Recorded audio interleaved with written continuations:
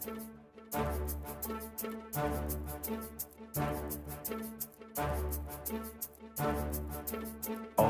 power to the people.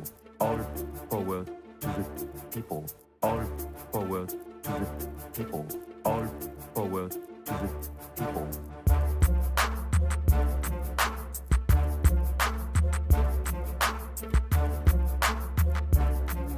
Nombreux ce soir pour un débat inédit. Alors, on a été plusieurs proches de l'association de Mille Plateaux à avoir envie de provoquer la rencontre entre Isabelle Stengers, philosophe belge, enseignante à l'Université libre de Bruxelles, et Ouria Boutelja, porte-parole du PIR, et aujourd'hui présente car auteur d'un livre qui s'appelle « Les Blancs, les Juifs et nous, vers une politique de l'amour révolutionnaire ».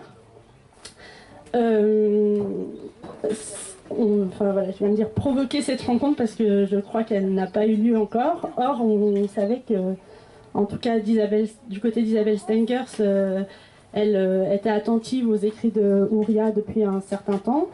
Et que par ailleurs, alors peut-être plus à titre personnel, à la lecture du livre de Ouria, j'ai trouvé assez frappant un certain nombre de liens entre la pensée de ces deux femmes.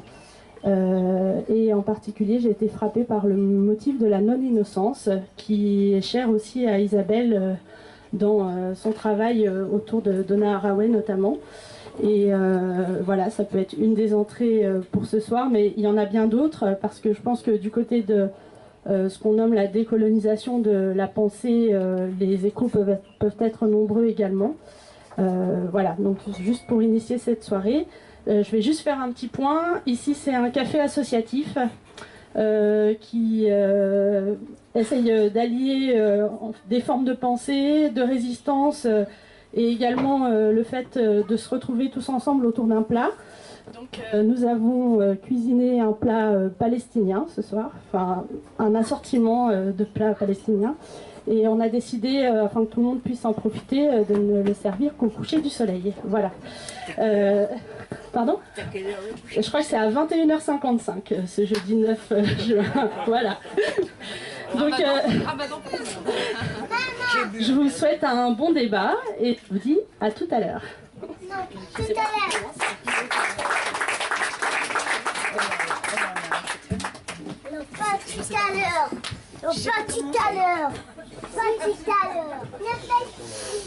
Hey, tu pourrais pas lancer une question, Mirabelle?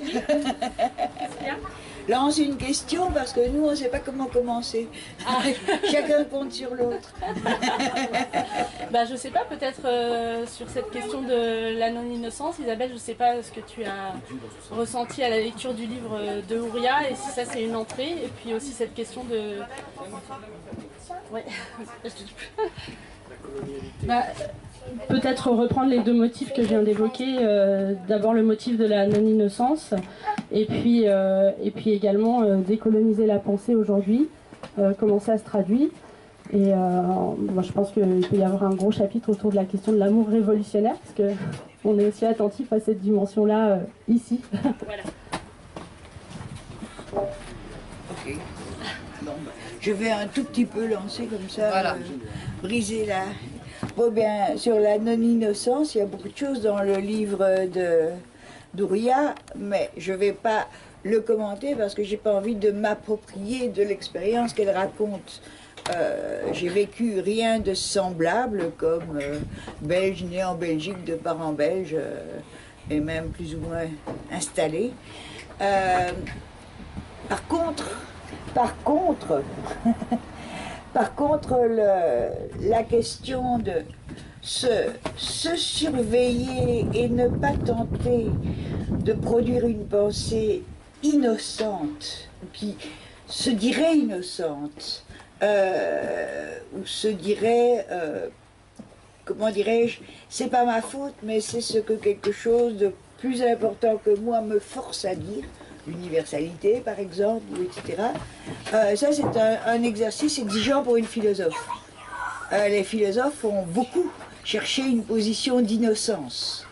il parlait au nom de la lutte contre les illusions, au nom de toutes sortes de choses tout à fait qu'il jugeait les excuser des positions, quel que soit le prix pour payer, toujours par d'autres, par ces positions qu'il prenait. Donc pour moi, la position de recherche d'innocence est une position d'irresponsabilité où on n'a pas à penser devant les victimes de la manière dont on pense. Et donc là, je pense que c'est quelque chose qui me touche personnellement en tant que philosophe. Et je dirais, pour lancer deux termes, l'idée pour une philosophe de se situer, de faire le choix de se situer sur un mode, je dirais d'abord post-colonial, au sens où il s'agit de se détacher de toutes les habitudes qui ont de manière innocente justifié la colonisation. Et puis en position de processus différent, une position post-coloniale, c'est dire non à une série de choses. Un processus de décolonisation de la pensée, ça se fait peu à peu. Parce qu'on ne fait pas semblant de se détacher. Non, non, il faut que les difficultés qui se posent, elles vous atteignent et elles vous transforment. Et donc là, ma présence ici, elle fait partie de ce processus de décolonisation, c'est-à-dire, et lire ce livre, c'est-à-dire apprendre toujours à mordre sur des habitudes qu'on n'avait pas encore mis en question. C'était une manière de présenter comment je viens ici.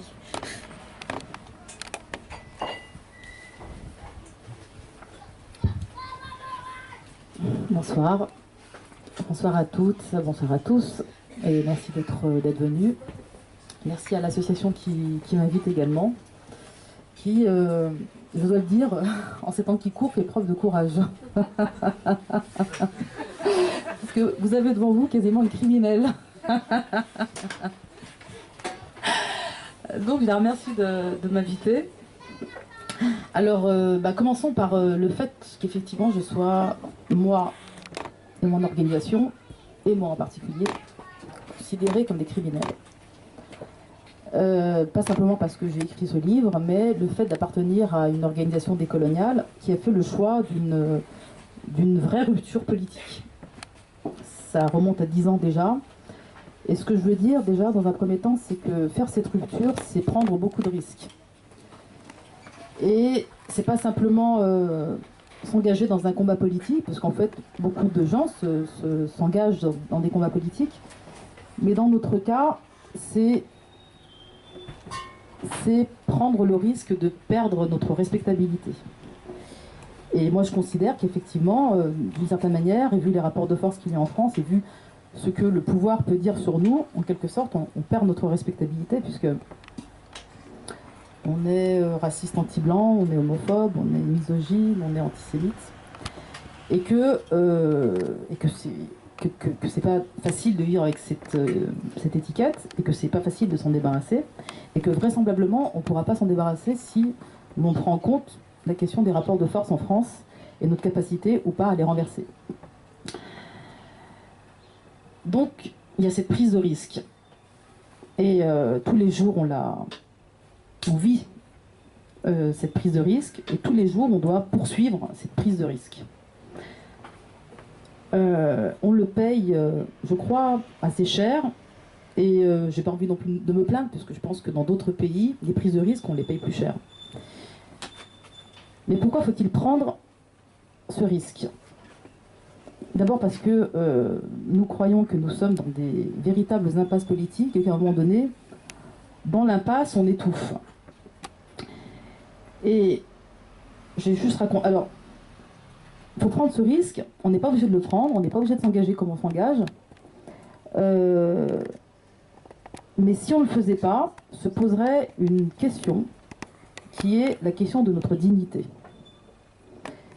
Et je crois que je peux parler de mon engagement comme je veux parler de l'engagement des militants du pire, c'est que par-dessus tout, si on s'engage dans la rupture et dans cette prise de risque, c'est que fondamentalement, il y a une question de dignité qui est derrière.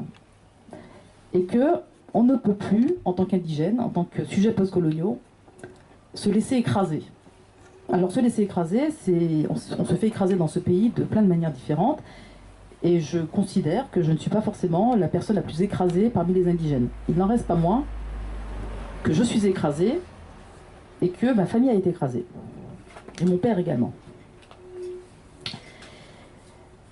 Et je raconte juste une anecdote qui peut expliquer que parfois on n'a pas le choix si on considère que la question de la dignité elle est centrale. C'est une anecdote vraiment une parmi les autres, mais je la raconte et je crois que j'en parle quelque part dans mon livre.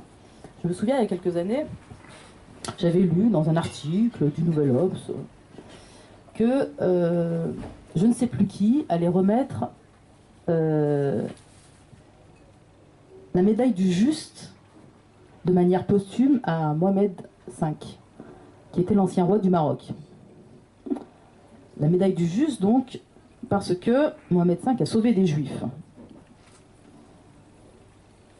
Et c'est une information, quand je l'ai lue, qui m'a profondément choquée, parce qu'évidemment, il fallait s'en réjouir. Et moi, ça m'a choquée, ça m'a blessée, et je dirais même que ça m'a étouffée. Et je me suis demandé comment on pouvait empêcher ce genre de manipulation. Alors je m'explique parce que je ne suis pas sûre que tout le monde comprenne pourquoi ça m'a choquée. Ça m'a choquée parce que en Europe, on a délivré des médailles des justes. Parce que beaucoup d'Européens ont participé, et je parle du peuple, hein, je ne parle pas simplement que du pouvoir ou de l'État, je parle de la complicité du peuple, qui était pour beaucoup antisémite. Beaucoup ont participé de la déportation des Juifs par complicité. Je ne dis pas qu'ils l'ont fait, qu'ils l'ont organisé eux-mêmes, mais qu'ils ont participé parce qu'ils étaient antisémites. En tout cas, ils l'ont laissé faire. Et bien évidemment, dans un peuple qui est plutôt antisémite, lorsque émergent des figures qui sauvent des Juifs, eh bien oui, ils méritent effectivement d'être considérés comme des justes. Mais la manipulation politique et idéologique en France contre les indigènes de la République, c'est de nous faire endosser ce crime. Et donner cette médaille à Mohamed V, marocain, dont le peuple n'a pas participé à la déportation, n'était pas antisémite, faisait partie des peuples damnés de la terre, eh bien, c'est idéologiquement aujourd'hui faire partager l'hitlérisme, le nazisme, et c'est créer ce contraste entre Mohamed V, qui a sauvé des Juifs, créer un contraste avec son peuple qui, lui, donc forcément, si lui, il l'a fait, c'est que le peuple, lui, ne l'était pas. Il était antisémite, donc. Et donc, ça m'embarque, moi, ma lignée, ma race, dans cette histoire. On nous impose idéologiquement de partager ce crime. Ça, c'est quelque chose qui, moi, m'étouffe. Et je ne sais pas comment, politiquement, je peux faire valoir, en tout cas me battre contre ces manipulations historiques et idéologiques qui font des indigènes des antisémites. Je peux faire, et je reviens à ce que je disais tout à l'heure, je peux faire le choix de mon confort, laisser pisser, laisser faire. Eh bien, c'est là que je dis qu'il est question de dignité. Je ne peux pas laisser faire ça. Pour moi, c'est même pas pour les autres, c'est pour moi. Je ne supporte pas. Je ne supporte pas par rapport à mon histoire. Je ne supporte pas par rapport à ma famille. Je ne supporte pas par rapport à ceux qui viennent de l'histoire des damnés de la terre. Je ne supporte pas. Et s'il n'y a pas d'organisation politique, s'il n'y a pas des espaces qui contredisent le discours hégémonique, eh bien, ma dignité sera bafouée. Je dis que lorsque on s'engage, lorsque on milite aux indigènes de la République, et je ne parle pas que des indigènes de la République, aujourd'hui, il y a un vaste espace qui s'est créé autour de l'antiracisme politique. Lorsqu'on écrit, on prend donc ce risque quotidien de mettre en jeu sa respectabilité, mais ce qu'on gagne, c'est notre dignité, et là je dis que notre dignité n'a pas de prix. Et c'est ça qui nous motive, je crois, et là je parle vraiment au nom des militants, c'est ça qui motive notre action, c'est ça qui motive ce qu'on fait, et c'est refuser un récit, c'est refuser un discours, c'est refuser des pratiques, c'est refuser une condition. Donc voilà.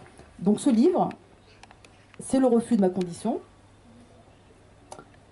c'est le refus de mon oppression, et c'est en même temps un projet. C'est-à-dire que, évidemment, à mon niveau, je reconnais mes frères et sœurs en humanité. Chez tout le monde autour de moi, à titre personnel, j'ai pas de problème. Mais je sais également qu'on ne peut pas construire une quelconque fraternité, ou on pourrait dire dans le vocabulaire d'ici, un quelconque vivre ensemble, si il y a des blancs et des indigènes, s'il y a le racisme, s'il y a le colonialisme, s'il y a l'impérialisme. Voilà. Donc le point de départ, c'est le refus d'une oppression, c'est un moteur qui s'appelle la dignité, et c'est l'élaboration d'un projet qui, à mon sens, devrait coûter cher à ceux qui voudront y participer. C'est-à-dire que ceux qui vont vouloir... Bah, beaucoup de gens qui lisent le livre disent je parle des blancs, hein, ou des juifs, qui le disent c'est un coup de poing dans notre gueule. Bien, c'est un coup de poing, j'en suis tout à fait satisfaite, c'est très bien que ce soit un coup de poing. Mais ça renseigne sur le fait que ceux qui voudront nous rejoindre devront aussi prendre le risque que nous avons pris pendant les 10-11 années qui viennent de s'écouler. Voilà.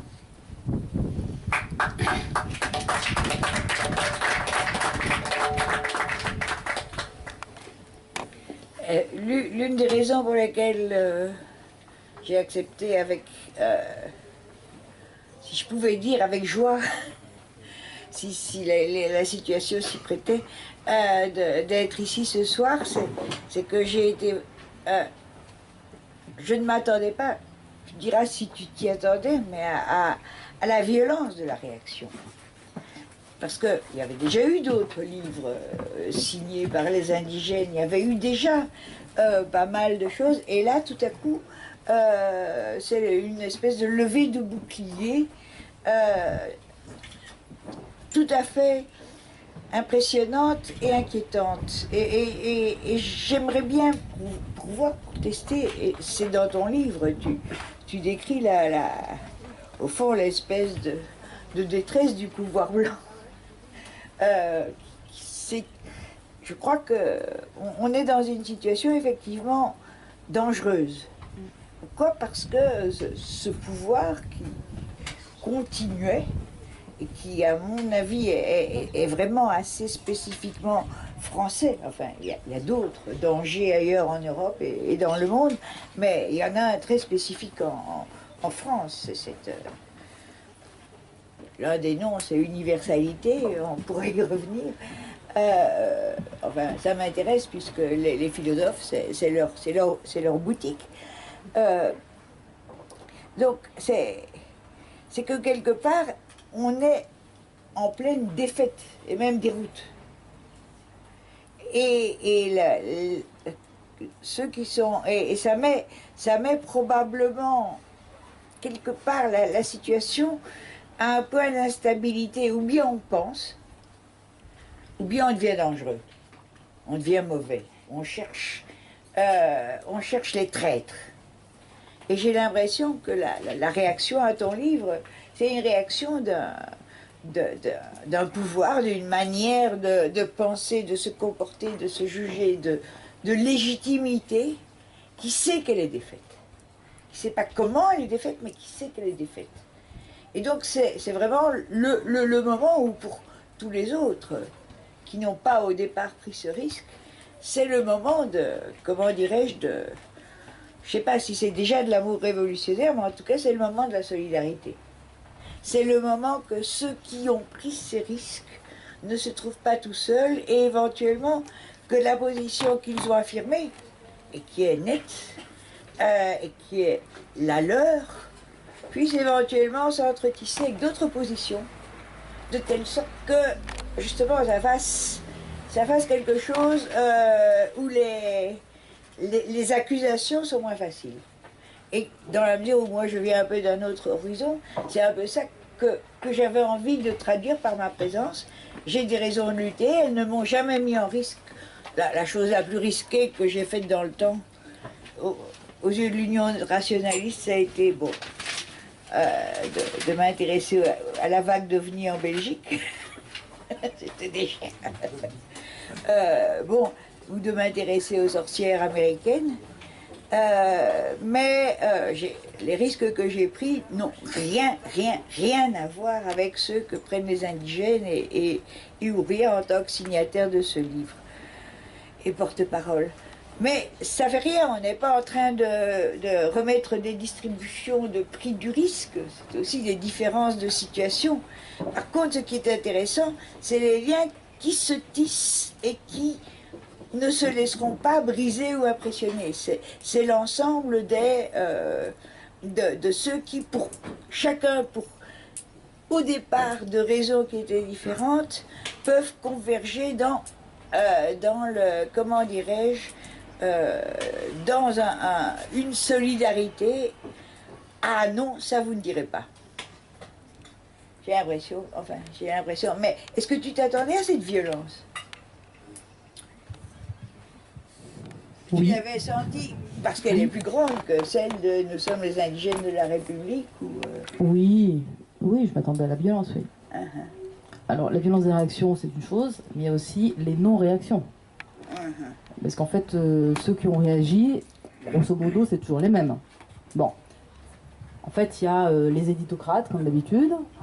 Il y a, bon, genre Marianne, genre Lopes, genre Libé, genre... à la télé, c'était Guénolé, Elisabeth Lévy, bon, ça, Fourès, enfin bref. Ça, c'est des réactions connues, normales, bon. Après, il y a les réactions dans la gauche radicale.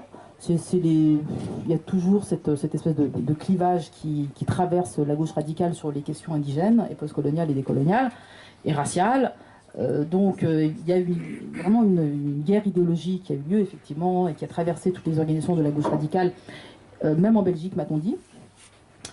Et puis, plus inquiétant, à mon sens, parce que finalement, quand il y a un débat dans la gauche radicale, pour moi, ça reste quand même une chose positive, parce que ça veut dire qu'il y a aussi des gens qui se battent pour le défendre. Donc ça veut dire que si le clivage existe, pour moi, c'est quand même beaucoup plus intéressant que, disons, une homogénéité de réaction dans les organisations de gauche. Donc ça, bon, pour moi, ça reste quelque chose de positif, et je trouve que c'est bien de creuser ce clivage-là, parce que c'est aussi comme ça qu'on gagne des alliés. En revanche, je suis plus inquiète par la réaction des amis et ceux avec lesquels on travaille, que ce soit les blancs ou les non-blancs, ou même les juifs. C'est-à-dire qu'en fait, je sais qu'il a pu être apprécié par beaucoup de gens qui me l'ont fait savoir, mais je ne crois pas savoir qu'il y ait eu plus d'une réaction publique depuis maintenant 3 mois, mars, avril, mai, juin, oui. 3 mois, je crois qu'il y a eu une seule vraie recension dans un grand journal qui est Libé par Océane Rosemary, qui elle-même a pris un risque et qui s'est fait menacer. Elle s'est fait menacer, elle a reçu même des menaces de mort, il faut savoir, parce qu'elle m'a soutenue. En dehors d'elle, je ne crois pas savoir qu'il y ait une personnalité, un grand militant ou quelqu'un de connu qui a... Ou vraiment, je parle même pas des gens qui sont éloignés de nous, je parle même des gens proches de nous qui ont exprimé un soutien public. Voilà. Et ça, c'est ça qui me semble le plus remarquable dans l'affaire. Cela étant dit, j'ai aussi des souvenirs où j'ai été attaquée par La Griffe, qui est une association d'extrême droite pour racisme anti-blanc, il y a quelques années. Donc j'ai fait 3 procès successifs, parce qu'on est allé jusqu'en cassation. Et là, je peux vous dire également, parce que là, c'est quand même encore plus révélateur, puisque là, c'était pour un truc rigolo, sous chien, bon d'accord, racisme anti-blanc, tatati tatata. Et donc c'était plus facile de me soutenir. Pourquoi? Parce que c'était quand même la droite de l'extrême droite qui me poursuivaient. D'accord? Eh bien, vous seriez surpris par l'absence de soutien. C'était, même là quand j'y pense, même avec le recul, j'ai du mal à y croire. J'ai du mal à y croire. Je ne dis pas qu'il y a eu quelques soutiens ça et là, quelques organisations ça et là, mais vraiment rien de significatif. Rien de significatif. C'est-à-dire qu'en fait, je suis allée au bûcher et on m'a laissé aller au bûcher. Voilà, c'est ce qui s'est passé. Bon voilà, ça c'est un exemple frappant, à mon avis, de la déroute d'une grande partie de la gauche française qui peut me détester, qui peut ne pas m'aimer, qui peut penser que les indigènes ne servent à rien, mais qui permettent à l'extrême droite de me poursuivre en justice et de ne pas réagir. L'extrême droite, encore une fois, quasiment identitaire. Là, ça veut dire quelque chose. Là, il y a quelque chose de significatif. Et on vit toujours ce moment, puisque là, c'est pareil. Moi, ce que je vois autour de moi, c'est que les gens sont tétanisés. C'est-à-dire que dans les milieux universitaires, pour ne parler que de cela, des universitaires qui pourraient penser qu'ils pourraient en dire du bien avec un regard critique ou tout ce qu'ils veulent, même ça n'existe pas. C'est-à-dire qu'il y a quelque chose qui est de l'ordre du terrorisme intellectuel, qui est que si tu prends position, eh bien tu es toi-même, entreprendre position pour les indigènes de la République et Daesh, en fait, il y a quasiment, voilà, c'est direct. Voilà, c'est ça en fait. On ne peut pas se mouiller avec des islamo-gauchistes, voilà. Et c'est là que je ne sais pas s'il faut dire qu'il y a une inconsistance de la gauche. Enfin, la gauche française, les indigènes, c'est encore autre chose. Les indigènes sociaux, c'est encore autre chose. Je pourrais aussi en parler, des réactions, ça et là, parce que par ailleurs, dans le monde indigène, je trouve qu'il y a eu des réactions extrêmement positives, même dans le monde blanc, hein, dans le monde blanc des individus. Il y a eu d'excellentes réactions. Dans le monde indigène, je trouve que le débat sur le livre, moi je sens qu'il y a des choses qui se disent, que ça circule, je sens que les indigènes s'approprient de plus en plus la question décoloniale, qu'il y a de plus en plus d'affirmations politiques, et tout ça c'est un travail de fond qui se fait et qui existe. Mais pour revenir sur la gauche, c'est juste que je ris de voir un grand espace politique, et celui-ci qui, bon, évidemment, qui est un peu en déroute, parce qu'effectivement on vit dans une hégémonie de droite, enfin, qui prétend vouloir combattre le fascisme. Je me demande comment, s'ils ne sont pas capables de me défendre moi. C'est tout, c'est quelque chose qui me paraît un peu contradictoire. Enfin bon. Par contre, dans le monde indigène, et je ne dis, et ça, mon livre arrive vraiment tardivement, hein, mais depuis vraiment quelques années, il y a une relève, il y a une affirmation politique qui est en train de se produire, de se développer, et ça, nous, on le sent, on le voit. On n'est pas, je pense que dans quelques années, quelque chose dont on rêve aujourd'hui, qui serait une force politique, je pense qu'elle est aujourd'hui vraiment en gestation, qu'elle va exister dans les années qui viennent. Donc tout ce travail va apporter ses fruits, c'est sûr. Ouais, bon, pour revenir à cette absence de réaction, pour moi, elle ne m'étonne pas vraiment, parce que faut peut-être, enfin, il y a des Belges dans l'Assemblée, et tu viens en Belgique de temps en temps. Moi, quand je suis venue travailler à Paris, j'ai été effrayée. En fait, j'ai fui vers la Belgique. J'ai découvert que j'étais belge et j'ai fui. Tellement il y avait une espèce de conformisme terrorisant. Il y a un sentiment de, comment dirais-je, de terreur que j'ai ressenti très fortement à Paris. Il y a des choses, si on les dit, tout à coup, tout le désarroi, toutes les doutes, etc., vont se cristalliser et prendre ce mot-là comme bouc émissaire. Enfin, donc, je crois que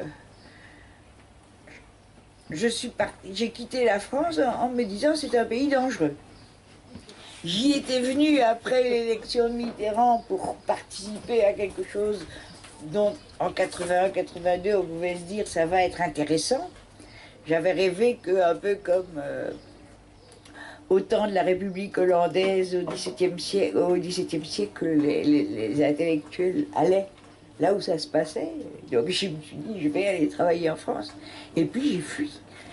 Donc c'est vrai qu'il y a un courage étonnant. Et ça révèle aussi, au fond, le provincialisme profond de la France. Parce que ce que vous jouez, ça a été, je pense, à Steve Biko en Afrique du Sud, je pense évidemment à Malcolm X et aussi dans les mouvements féministes, aux Colored Women, etc. Enfin, tout ça a été dit. Le fait que la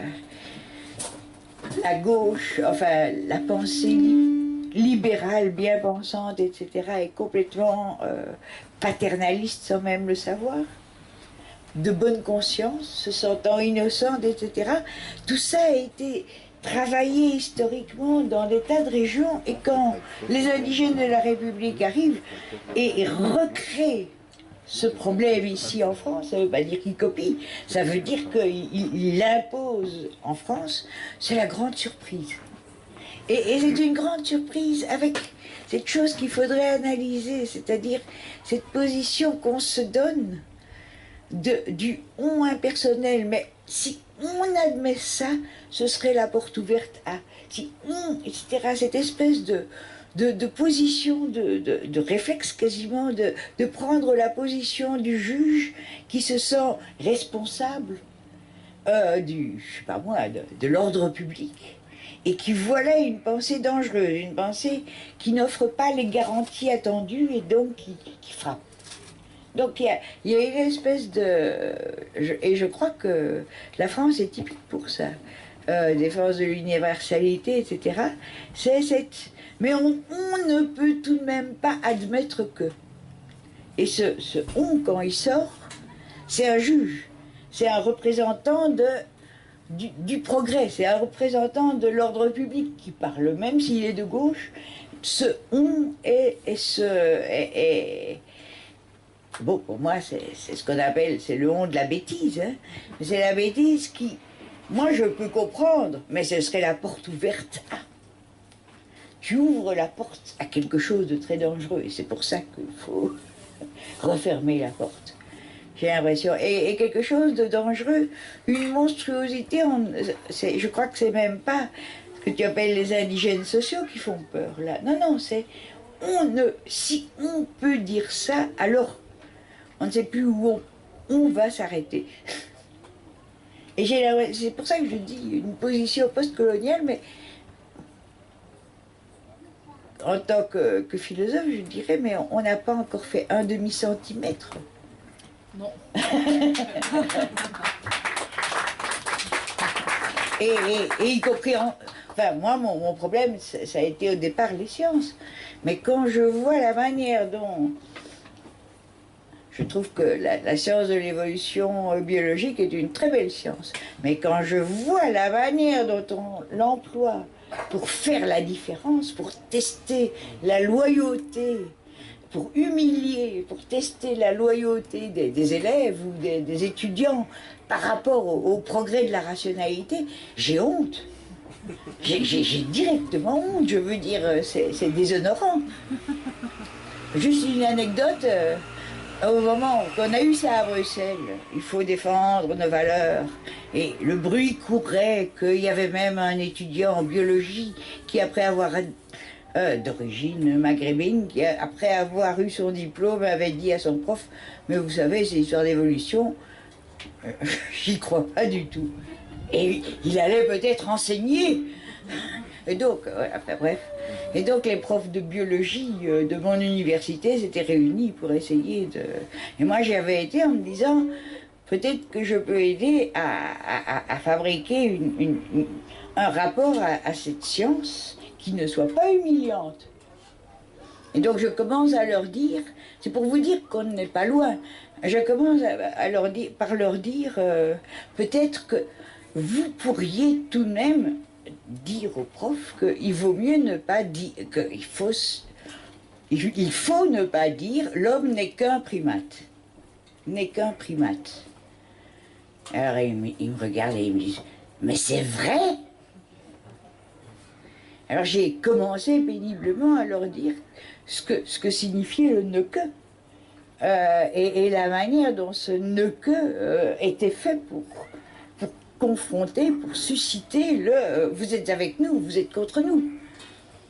Et il a fallu que quelqu'un qui avait compris dise aux autres, mais si on disait Einstein n'est qu'un juif, vous croyez que c'est neutre? Alors ils se sont mis à... Mais on revient de loin, c'est-à-dire que la fierté de travailler contre les illusions, et là, c'est toutes les illusions, et il se fait que les indigènes sont surchargés d'illusions encore plus que les autres. Mais la raison, elle doit n'avoir aucune pitié contre la bête immonde que constitue l'illusion, les illusions. Donc, c'est ça que je dis, se défaire de tout ça, mais c'est s'arracher la peau tellement on a pris. On est sous les mots d'ordre du progrès rationnel. Et c'est là que des alliances seraient possibles. C'est-à-dire que tous les endroits où la manière dont on présente notre histoire a des conséquences humiliantes, mais y compris pour d'autres, pour des sous-chiens. je suis toujours étonnée que les profs de morale ne réagissent pas, on les humilie. Ils ont l'habitude d'être humiliés. Voilà maintenant des gens qui refusent d'être humiliés. Mais c'est révolutionnaire ça, refuser d'être humilié. C'est le lot de ceux qui ne sont pas les représentants du progrès.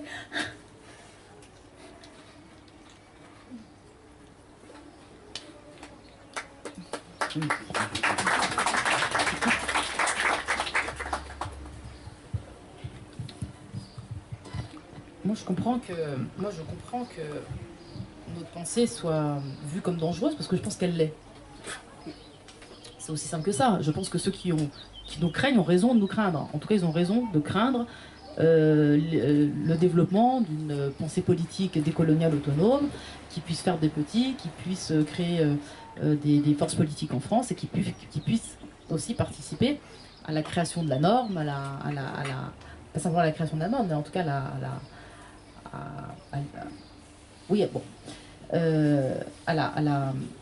l'identité de la France, à la recomposition de l'idée de la France et un tas de choses. Et ils ont raison d'avoir peur. Ils ont raison de penser qu'on a une pensée dangereuse parce que notre projet, qui est quand même de mettre fin à la suprématie blanche, est un projet où les blancs vont devoir se redéfinir. Parce que qu'est-ce que être blanc quand il n'y a plus la blanchité? C'est quand même une question. Parce que moi je pense que les blancs ne savent pas ne pas être blancs. Et ça, c'est quoi être un humain parmi les autres? Ouais. Parce que nous on peut, mais eux peuvent pas. Le problème, il me semble, c'est que ceux qui ont peur de ce point de vue-là, c'est des rentiers d'une histoire qui leur a été imposée à eux aussi. Si je me suis tellement intéressée aux sorcières néo-païennes, c'est qu'elles, au fond, c'est des femmes et des hommes d'ailleurs, californiens, d'accord, mais enfin, leur histoire est liée aussi aux luttes anti-impérialistes et de solidarité avec les Indiens. Et Starhawk raconte une histoire intéressante d'une des points qui l'ont amené à travailler au devenir activiste et profondément politique de ce qu'elle faisait. C'est qu'ils étaient là pour défendre, je crois que c'était les Navarros, dont les droits étaient comme d'habitude bafoués. Et une vieille indienne leur dit c'est très gentil de venir nous défendre, d'où venez-vous? Et là, tout à coup, parce que d'où est-ce qu'il venait? D'où est-ce qu'il venait? Et là, ou bien il disait, s'il disait de nulle part et de n'importe où, nous venons parce que nous avons un grand souci de justice, etc. Ils étaient incapables de se présenter. ils ne pouvaient pas dire d'où ils venaient. Ça veut dire qu'ils étaient les justiciers absolus, venant protéger ces malheureux.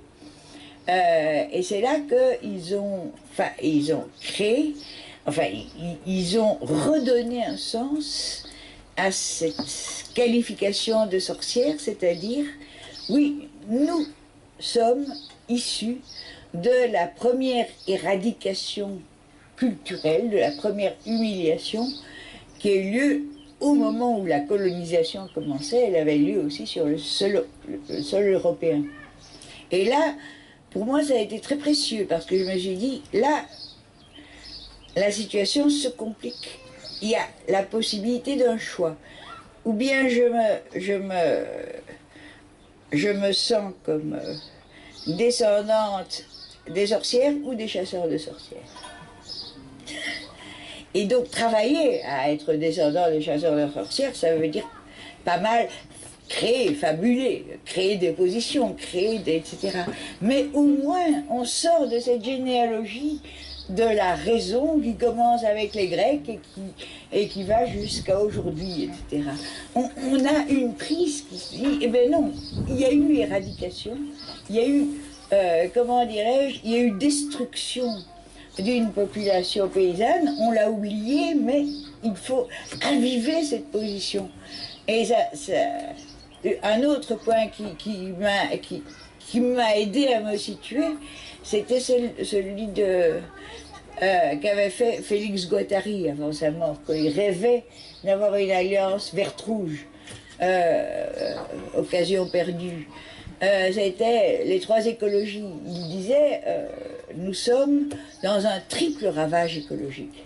Ravage de l'environnement, ça c'est ok, mais aussi ravage des mentalités individuelles et des mentalités et des productions sociales collectives. Ces trois ravages vont ensemble. Et pour moi, l'idée qu'on est dans le pouvoir blanc est indissoluble d'un triple ravage, c'est très précieux. Ça veut dire qu'effectivement, toute cette histoire dont on nous a appris à être fiers, toute cette histoire de progrès, toute cette histoire qui implique la supériorité de l'homme blanc et sa mission d'éducation sur les autres, c'est quelque chose qui est solidaire du ravage même de ceux qui la portent.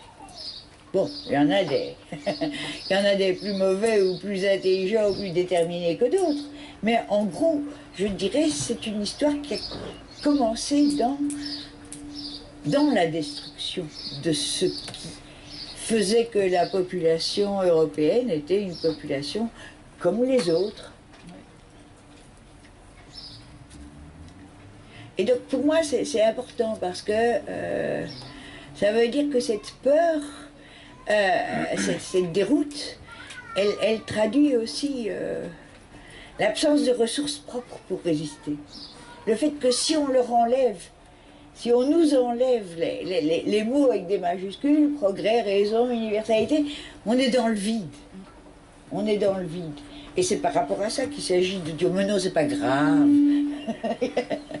Et quand je suis optimiste, je me dis, ça aussi est en train de changer.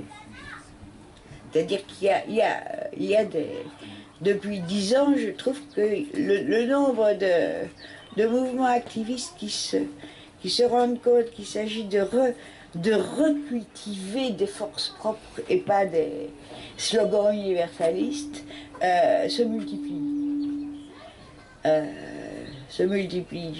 J'ai, par exemple, on en parlait la dernière fois que je suis venue à Mille Plateaux, au début du siècle. J'ai insisté, j'ai un peu travaillé à ce que soit traduit un livre de Starhawk.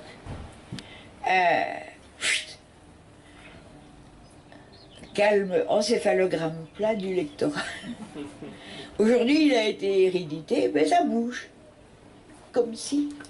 Et ceux et celles qui lisent ça, c'est des gens qui comprennent bien qui ne comprennent pas bien au sens de se mettre dans leur peau, mais c'est des connexions possibles avec les indigènes.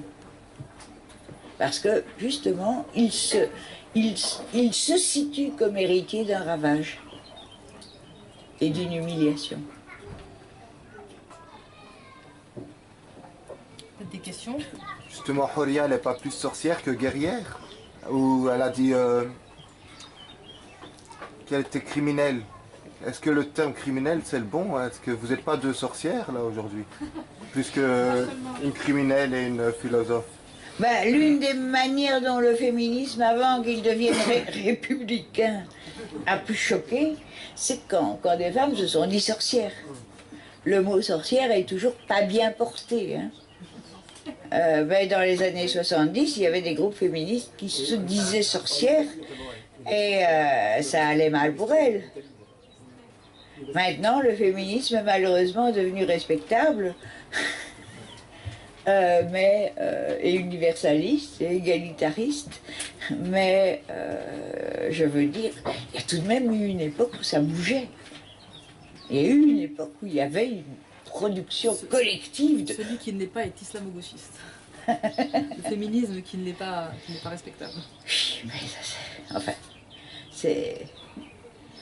Enfin, il y a eu des mouvements, et pour moi, ils disent... Enfin, il y a eu des mouvements féministes, en Belgique notamment, et un peu... Pas en notre nom, quoi. Qui hurlent contre la manière dont tout à coup... dont ce qui était ultra minoritaire et mal vu est aujourd'hui une des plumes de la légitimité blanche universaliste, n'est plus une lutte, mais quelque chose qu'on peut jeter à la face de ceux qui ont le malheur d'avoir... comment dirais-je, de dire ce qui arrive ici, quoi. Je veux dire que ça a toujours été des luttes minoritaires, et voilà, tout à coup, que le féminisme est devenu majoritaire, c'est une catastrophe.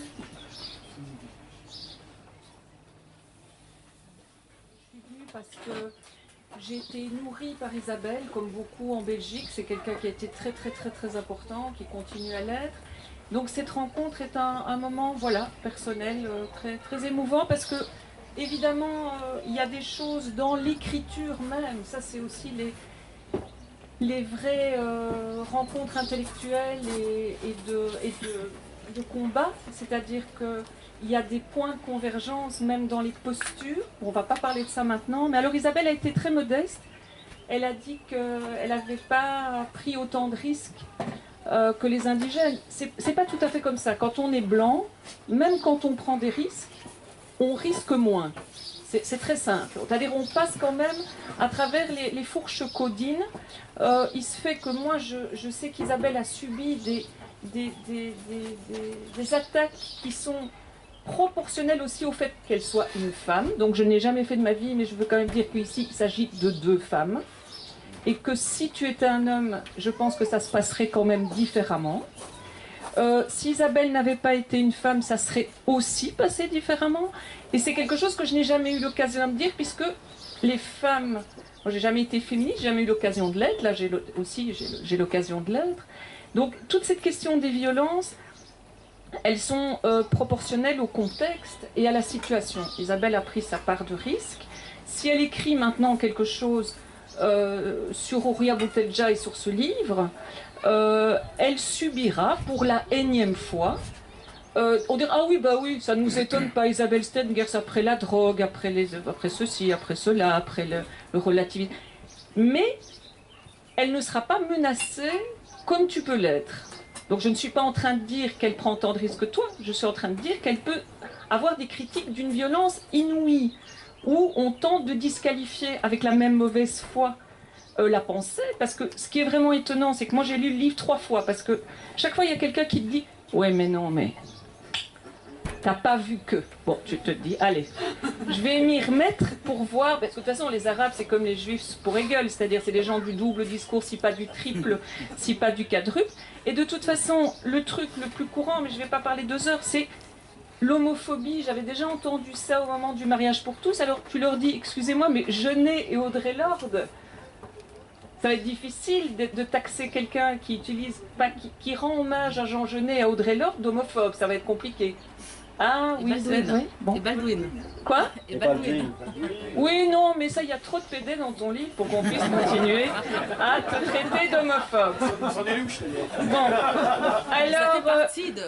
voilà, alors, le truc, c'est l'antisémitisme. Bon, moi, je dis même pas le fait que je sois feuge, mais nous, on n'a pas eu, ça je te l'ai dit à Bruxelles, on n'a pas eu de proposition aussi généreuse, je pense depuis le Bund, hein, donc ça remonte quand même à quelques années. Donc c'est-à-dire que je suis quand même sidérée, parce que, alors peut-être c'est la réputation sulfureuse. Et je voudrais juste terminer par rapport à ce que disait Isabelle sur les activistes. Quand on voit, il y a 15 jours, 3 semaines, le procès contre l'anti-espace et parodie, qu'on voit toutes ces jeunes filles, quand je dis jeunes, c'est par rapport à notre génération. Et là, il y a quelque chose d'extraordinaire qui est en train de se passer. Donc là, il y a des gens qui sont en train de s'emparer d'une dignité, d'une parole, ils pourront pas, c'est ce que dit Maboula, on ne pourra pas revenir en arrière.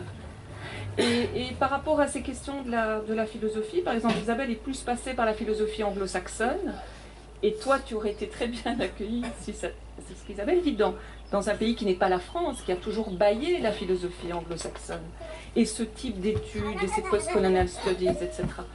Donc voilà, il faut simplement faire traduire le livre, et c'est en train. Voilà. Merci encore, en tous les cas.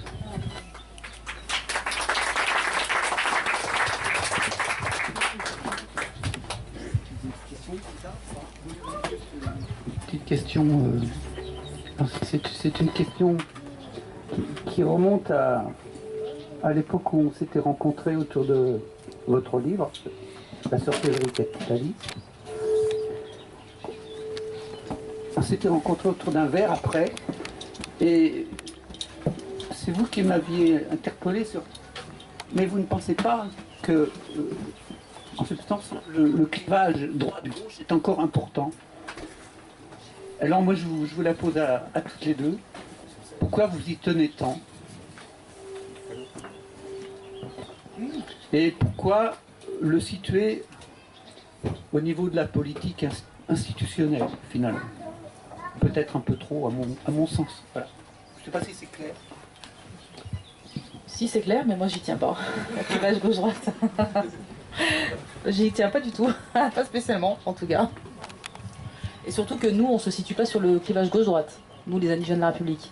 On se situe sur un clivage transversal qui est celui de la race et du colonialisme. Et qui n'est pas un clivage capitaliste, anticapitaliste, qui n'est pas un clivage progrès contre le progrès, conservateur, etc. Ça, on n'est pas là-dedans. Tout ça, pour nous, enfin, la pensée décoloniale remet en cause profondément ce clivage. Simplement, on fait de la politique, et faisant de la politique, on crée des alliances avec les forces en présence.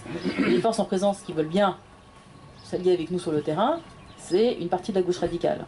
Donc on est bien obligé de la reconnaître, parce que de toute façon, ça ne signifie pas par ailleurs que le clivage en tant que tel n'existe pas. Ce clivage gauche-droite. Nous, on n'y tient pas, en tout cas, on ne pense pas que ce soit le seul. Et celui sur lequel nous, on se situe, c'est celui de la race et du colonialisme et de l'impérialisme. Donc c'est autre chose. Mais il faut bien avoir des alliés. Mais j'ai hérité du clivage gauche-droite qui fait partie d'une histoire de lutte auquel je ne veux pas renoncer. Je crois que quand les écolos, justement, dans les années 80, ont dit ni gauche ni droite, ils ne savaient pas ce qu'ils disaient, parce que ça voulait dire qu'ils étaient dans une espèce de position d'humanité supérieure, qui servait quelque chose de plus haut. Ils se désituaient complètement, désituaient de l'histoire qui a fabriqué la terre comme ressource exploitable, etc. Bon. Mais institutionnel, je ne sais pas, au contraire. Moi je me suis toujours revendiqué, y compris dans Sorcellerie capitaliste, de ce mot de Deleuze qu'il avait dit juste après que Mitterrand soit élu. Hein. C'est-à-dire qu'il prévoyait déjà que Mitterrand allait trahir, ce qui n'a pas manqué. Et il disait, mais entre gauche et droite, c'est pas une question de clivage, ou de plus ou moins ceci, ou plus ou moins cela. Il y a une différence de nature par rapport au pouvoir. Il l'a inventé, il a inventé le concept de gauche. Et ok, moi j'ai pensé avec ce concept-là. Il a dit, la gauche a besoin vitalement, crucialement, elle n'est rien sans si les gens ne pensent pas. La droite a besoin que les gens se soumettent. C'est pour ça que la gauche trahira toujours quand elle est au pouvoir ou quand elle a l'ombre d'un pouvoir, parce que les gens qui pensent, c'est inconfortable. Les gens qui prennent leur propre mouvement, prennent leurs questions, prennent leur dignité en main, etc. C'est inconfortable pour toute position de pouvoir, donc la gauche sera toujours en position de trahir. La droite au pouvoir, elle est dans son élément naturel. Donc moi, j'accepte ça, c'est-à-dire que quels sont les dispositifs, quels sont les moments, comment peut-on dire ici, dans ce cas-là, des gens se sont mis à penser, c'est-à-dire à créer leurs propres problèmes, à prendre en main leur situation, à ne pas se laisser définir par une équation toute faite, je dirais, de ce point de vue-là, comment dirais-je, mais les indigènes de la République sortent du clivage traditionnel, institutionnel, gauche-droite, mais c'est un exemple de ce qui arrive quand les gens pensent. Quand les gens pensent ce qui les concerne, au lieu de, comment dirais-je, se laisser définir par l'extérieur. Et voilà, donc moi je m'inscris dans cette définition-là qui est par rapport au pouvoir et à la manière dont, au fond, l'idée dont le pouvoir se donne comme le pouvoir, l'efficace du pouvoir, c'est exproprier les gens de leur propre pensée, de leur capacité à poser les problèmes qui les concernent. Faites confiance. Il n'y a rien de pire en France que ça. Je me souviens que quand je travaillais sur la question des politiques des drogues, dont Marianne a parlé, j'ai rencontré des sociologues français. J'ai appris à haïr les sociologues français. Enfin, certains, pas tous. Et ils m'ont dit, mais si on fait comme les Hollandais, c'est-à-dire qu'on maintient le caractère illicite des drogues, parce qu'on est tenu par des traités internationaux, tout en permettant la culture et un certain type de commerce des drogues. Mais les gens vont voir que l'État se contredit, ils vont devenir fous. Ils vont devenir fous, les gens. L'État doit avoir une seule parole. Et ça, c'est la figure de l'État paternel qui protège les gens, qui s'ils se rendent compte que l'État leur demande de penser, ils vont devenir fous. Donc l'État est ce qui permet aux gens de ne pas penser. Et il faut absolument respecter cette incapacité de penser de la part des gens, et ceux qui activent leur pensée sont dangereux.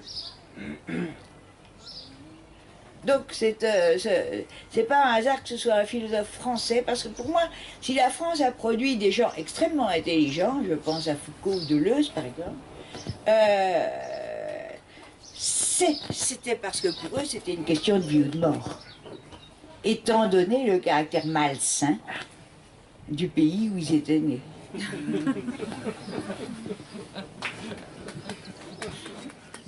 Il y a un guerre tout à l'heure sur le fait que la pensée décoloniale que porte notamment Auria est perçue comme un danger. L'un des dangers qui visiblement, à ma naïve surprise, agite y compris l'ultra-gauche et la mouvance anarchiste, et donc a fortiori les autres courants politiques, c'est que il y a un désarroi extraordinaire qui est que plein de gens vont s'apercevoir que la déclaration des droits de l'homme et du citoyen est une déclaration des droits de l'homme, et pas de la femme, et de l'homme blanc. Et il y a véritablement, dans de nombreuses mouvantes, une véritable panique intellectuelle par rapport à ce bouleversement. Et on voit des gens, a priori, outillés intellectuellement pour comprendre les questions notamment de race sociale. Je pensais naïvement que l'apport du féminisme radical et la pensée de la construction du genre permettaient facilement de comprendre la notion de construction de race sociale. Eh ben non. Et donc, à quoi on est en train d'assister? À une remise en cause à la fois, bon, bien sûr, une accusation de racisme de celles et ceux qui portent la pensée décoloniale, mais aussi à une remise en cause de tout ce qu'on appelle la philosophie postmoderne et d'accusations du féminisme radical comme étant sexiste. Il y a toute une série de débats qui se sont produits actuellement qui semblent montrer qu'il y a véritablement, et les indigènes sont en train de provoquer, à mon avis, salubrement cette rupture. Et c'est peut-être la raison pour laquelle la France est aussi désemparée, c'est que c'est la France, Badinter a dit de façon assez amusante, la France est le pays de la déclaration des droits de l'homme, mais non pas des droits de l'homme. Je trouvais que c'était assez amusant comme définition. C'est-à-dire qu'il y a une notion qui est complètement abstraite, qui est l'homme, l'homme totalement abstrait, sachant que donc l'homme abstrait, ça signifie que par exemple, les femmes sont des hommes en général, ce qui est intéressant comme idée. Et donc il y a un désarroi, dans le meilleur des cas, un désarroi, dans le pire des cas, une opposition extrêmement violente à la rupture que nous proposent les indigènes de la République. On va retravailler dans ce sens-là. Sur comment la presse française accueille la mort de Mohamed Ali. Parce que moi j'étais surpris des réactions de type par exemple de Jacques Dion, de Marianne, qui haït notre discours racialiste, etc. Mais par contre il a applaudi Mohamed Ali. Donc je ne sais pas s'il y a un commentaire à faire là-dessus. Je ne crois pas que Marianne ou autre aurait rappelé tout ce qu'on peut reprocher à Mohamed Ali si l'Amérique n'avait pas pris les devants. Mais les Français ne sont pas spécialement courageux, hein, le conformisme. Donc, si les Américains ont pris les devants pour célébrer le grand boxeur bien-aimé, il fallait que la France soit amnésique, quoi. Donc, c'est tout de même... Je veux dire... Ça pense pas beaucoup, hein. Ça pense pas beaucoup. Ça veut maintenir la légitimité d'une position de jugement. Mais, comment dirais-je, je crois pas qu'il y ait... Je crois que... en Belgique, j'ai entendu à la radio rappeler que il n'avait pas toujours été tellement aimé que ça. C'est une des choses qui fait que c'est un tout petit peu plus salubre, quelque part. Une chose bizarre, tiens, ça donne à penser qu'il y a eu les attentats en France, et il y a eu plein d'appels au secours de gens qui se sentaient vraiment meurtris, comme s'ils avaient été eux-mêmes directement attaqués et blessés par ces attentats, dont ils sont terribles. Mais enfin, il y a eu des attentats en Belgique. Et je n'ai jamais eu, en tant que nourrie par les informations belges, la moindre idée d'aller demander à tous mes amis s'ils allaient bien. Par contre, j'ai reçu des mails de France. Tu vas bien, tu vas bien. Donc il y a vraiment une espèce d'hystérisation française où chacun se sent, ça me rappelle les petites villes américaines au moment des Twin Towers, qui sentaient comment dirais-je, se sentaient personnellement menacés dans leur petite bourgade dont personne n'avait jamais entendu parler par les horribles terroristes. Donc il y a une hystérisation française, je dirais. Donc tout à coup, j'ai eu le témoignage quasiment... j'ai reçu aucun mail me demandant si j'allais bien, de Belgique, et tout plein de France.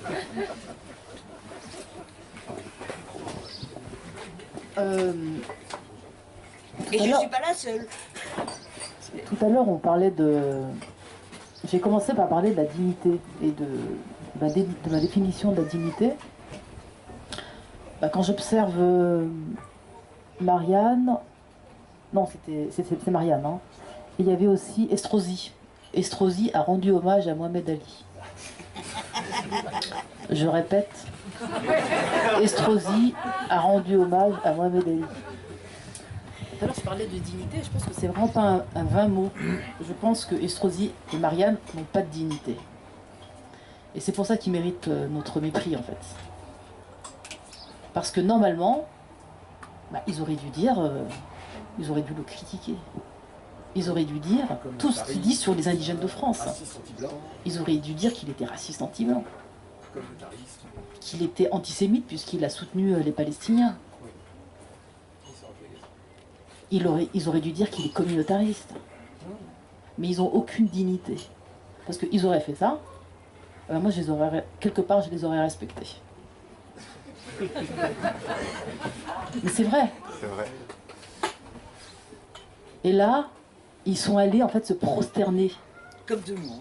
Parce qu'ils sont devant Mohamed Ali, on se prosterne en fait. Eh ben oui, on se prosterne. Devant quelqu'un qui est digne, on se prosterne. Et c'est ce qu'ils ont fait. Et je peux que les trouver minables. Voilà, ils ont tout mon mépris. Mais je le dis avec colère. Hein. Je le dis avec colère. Ces gens-là, je les méprise. Parce qu'ils auraient été debout, des blancs debout, fiers de leur race. Eh ben, ils lui crachent dessus. Ils ne l'ont pas fait. Ben, donc, c'est des minables. Tout ce que j'ai à dire.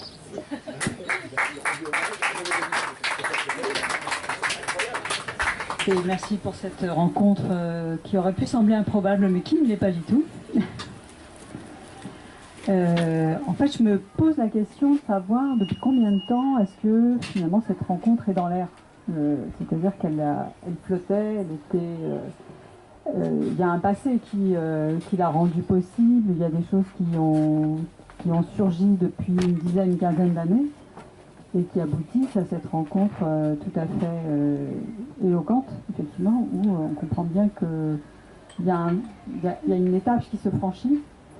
Et pour revenir à ce que vous évoquez l'une et l'autre, c'est-à-dire à cette question de la non-innocence et cette question de la responsabilité, si effectivement nous devons aujourd'hui, alors je ne sais pas qui est ce nous, puisque finalement il va falloir le composer, il va falloir l'inventer ce nous.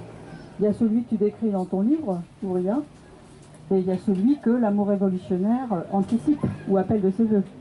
Donc l'enjeu aujourd'hui, c'est de composer un nous dans lequel ce ne soit pas simplement les indigènes qui soient présents, ou auxquels ils soient assignés d'ailleurs, parce que la question aujourd'hui, c'est que le nous est une forme d'assignation, et que puisse s'inventer un nous qui excède largement les limites du système race tel qu'il opère aujourd'hui et de cette suprématie blanche. Donc s'il faut inventer cette dignité commune, puisque l'idée c'est aussi que, comme tu viens de le rappeler, peut-être offrir la possibilité aux Blancs d'avoir de nouveau une dignité, puisqu'ils n'en ont plus. Comment bâtir cela, comment parvenir à, non pas rassurer, mais aller encore plus loin dans l'inquiétude, dans l'incertitude, dans le trouble et peut-être même le désarroi, en tout cas la défection que va exiger cette forme de lutte commune. Donc à partir de maintenant, depuis déjà un certain temps, comment aller de l'avant et comment faire que, y compris sur le mode sarcastique et ironique, retrouver sa dignité, c'est apprendre à la perdre d'abord.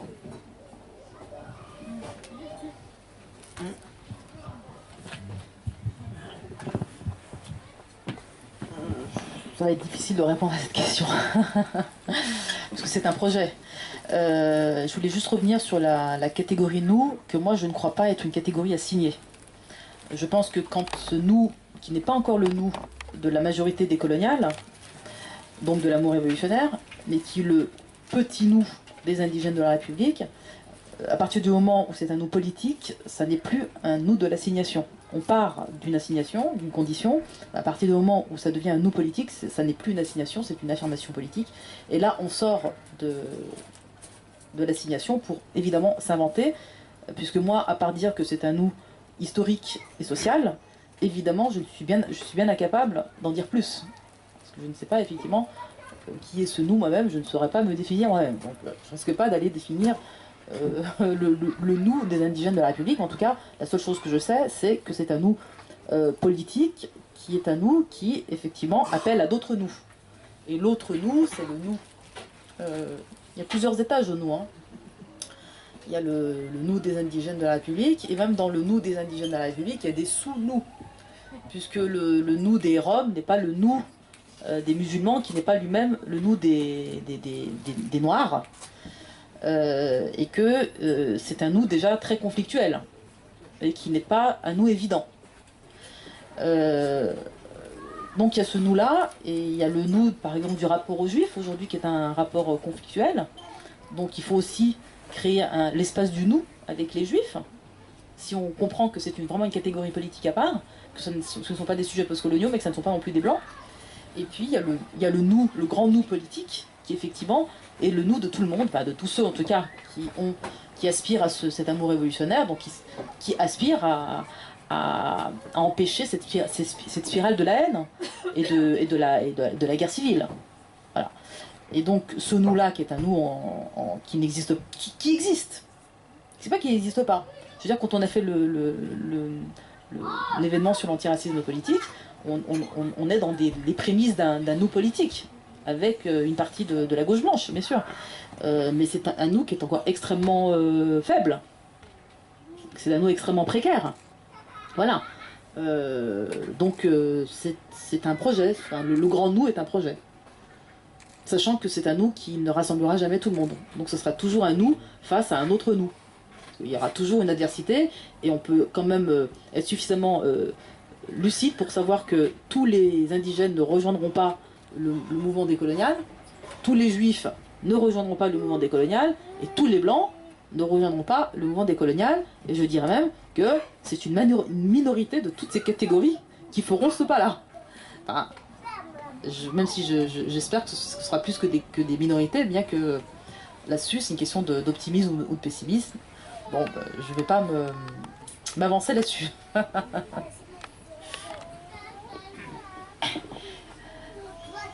Quand on écrit, enfin,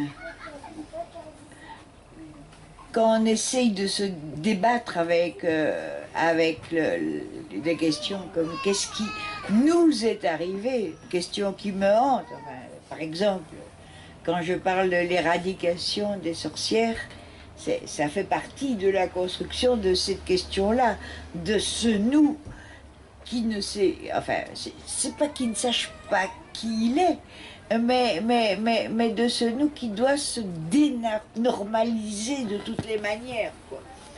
Puisque ce que nous avons été, nous blancs, c'est la norme qu'en toute bonne conscience, nous avions pour mission d'imposer à tous les autres peuples. Nous n'étions pas un peuple. Les autres peuples, c'est même une mauvaise... À ceux qui se prenaient pour des peuples, alors que nous savions que c'était des humains. Enfin, des anthropoi. Donc, dire nous, c'est toujours très difficile. Sauf si c'est pour le problématiser, le mettre en mouvement. Mais... là où j'ai l'impression, où j'ai envie de dire nous, c'est une idée qui me hante depuis que j'en ai rencontré cette formulation-là. Il y a une espèce de futur commun, qu'on le veuille ou non, qui est que ce que j'ai appelé, en chipant l'expression à une américaine, vivre dans les ruines. De toute façon, comment dirais-je, l'époque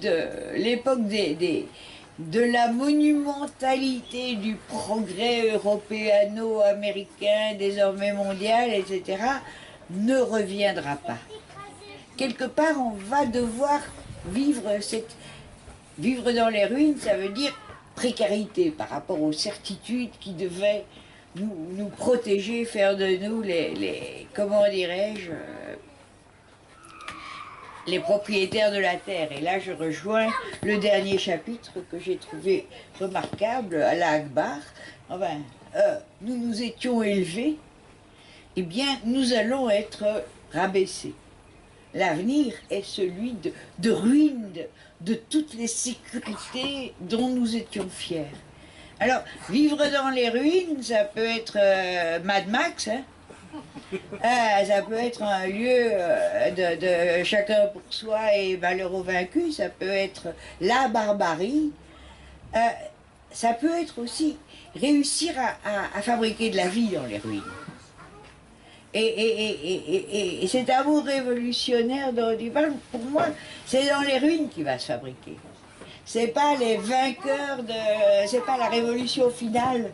On n'est plus dans cette perspective-là de révolution finale. Non, non, c'est l'ensemble de ce qui va faire des ruines vivantes, des ruines vivables. Et ça demande beaucoup de faire des ruines vivables.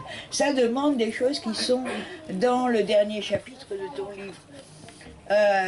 C'est-à-dire l'ensemble de ce qui nous a, de nos prétentions à nous élever au-delà de la précarité des existences et des entremêlements d'existence, l'ensemble de ce qui nous a permis nous a permis de prétendre y échapper, eh bien, il va falloir faire avec cette précarité foncière.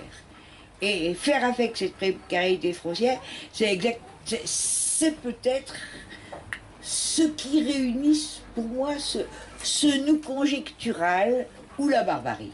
Alors là, il n'y aura plus de nous, il y aura moi et eux. Enfin, nous, un petit nous qui a les armes, et eux...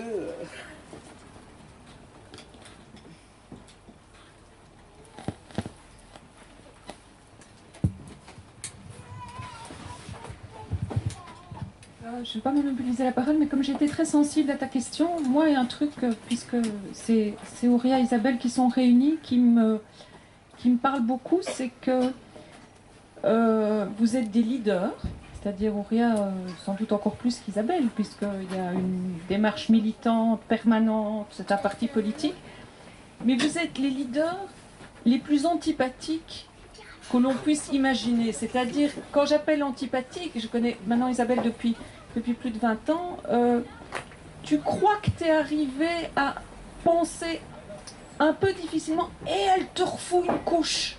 Et toi, tu es exactement comme ça. C'est-à-dire, vous avez en commun de vouloir faire penser, mais vraiment par le haut. Et je dis ça sans flagornerie, je veux dire, je m'en fous.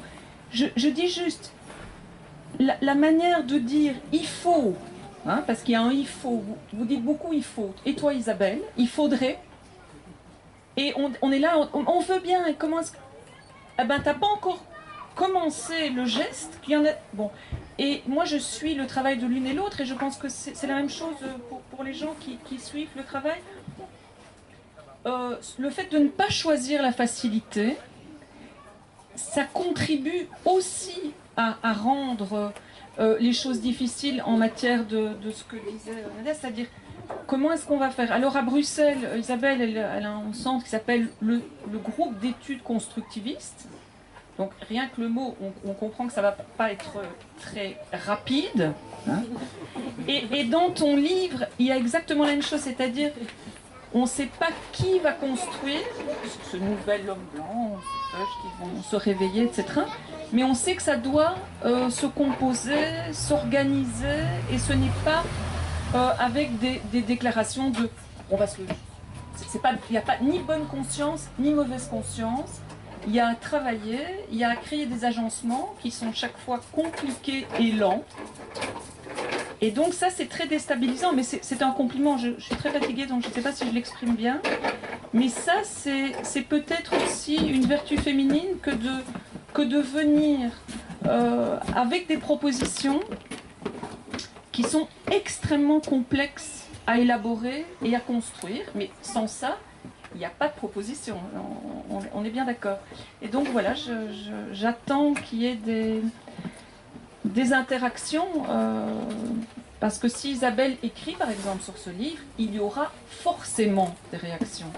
Et c'est pour ça qu'il faut que ce livre... Isabelle a contribué à la vulgarisation, entre guillemets, hein, j'aime pas le mot, mais de Donna Haraway, qui était tout aussi décrié en France, ce pays qui ne comprend, donc on a bien dit plusieurs fois ce soir, jamais rien n'a rien. Donc il ne faut pas désespérer. Mais pour répondre aux militants aussi, on parle quand même de temporalités différentes. C'est pas la même chose de se faire taper sur la gueule dans un quartier ou à Bruxelles parce qu'on est indigène. Donc on pourrait dire oui, ça c'est des postures d'intellectuels. Ce n'est pas comme ça. C'est bien parce que la posture des indigènes, moi je pense au travail extraordinaire de Nordine à Panthère-Bruxelles, la violence que subit Nordine par l'intelligentsia blanche à Bruxelles, je ne l'ai jamais vue. Et pourtant on n'est pas en France. Et ça c'est parce que c'est complexe. Dès que c'est complexe, ça fait peur. Donc ça, c'est ne pas abandonner la complexité et continuer. Et ça produit des choses. Voilà. Personnellement, j'étais très touchée par ton livre, Ouria. Je l'ai trouvé vraiment touchant dans la matière à penser, mais aussi dans la forme, ce qui est rare de nos jours, voilà, je voulais le dire, et je trouve que c'est sa grande force aussi. Voilà, et je trouve que quand on lit Isabelle et qu'on arrive à s'imprégner de cette pensée, on a la même sensation quoi, d'espace de respiration. Donc, et je trouve que le débat de ce soir était à l'image de cette respiration-là, et ça fait du bien, parce qu'on a craint des petits débordements dans la journée ici au Mille Plateaux, voilà. Et on s'y attendait un peu, mais finalement ça s'est bien passé, il fait beau, il y a des enfants qui jouent, donc je trouve que le contexte est assez exceptionnel également, voilà, et que peut-être ça augure d'un futur vivable, voilà. Donc s'il n'y a pas d'autres remarques, je propose que peut-être... Je voudrais juste en réponse à Marianne, je trouve que dans ce livre, il y a eu un moment où j'ai eu le souffle coupé de... Elle s'est mise dans la difficulté, pour moi la plus intense, parce que la question des femmes m'importe. Et la manière dont non pas elle s'en tire, parce qu'il ne s'agit pas d'échapper, mais dont tout à coup toutes les dimensions sont brassées autrement, ça c'est un exemple. Quand justement les femmes font le choix de... C'est le thème de l'article, de ne pas humilier, de ne pas aller du côté de ceux qui humilient les hommes. Hein, et c'est un choix. Et on se dit, oui, mais elles sont tout de même... Et alors il y a cette idée... qui ajoute une dimension de plus et qui change tout. Il s'agirait peut-être que les hommes se rendent compte que c'est un choix. Et là, ça change tout. Que les hommes maghrébins se rendent compte que c'est un choix qui est fait et que justement, ça ajoute une dimension de plus qui ouvre la situation. Alors qu'on pourrait dire, le choix est terrible, enfin le choix est mortel, quoi. Pour ne pas, on se sacrifie pour ne pas ajouter à l'humiliation des hommes. Mais non, le fait de pouvoir le dire et de le considérer comme un choix, là c'est le devenir qui passe, quoi. Ça, voilà un exemple de complexité. Il faut que le devenir passe dans la complexité. C'est-à-dire qu'il y ait des dimensions qui s'ajoutent et qui fassent bouger ce qui vous étrangle.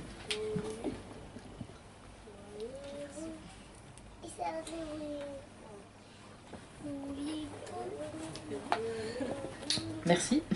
Merci à vous.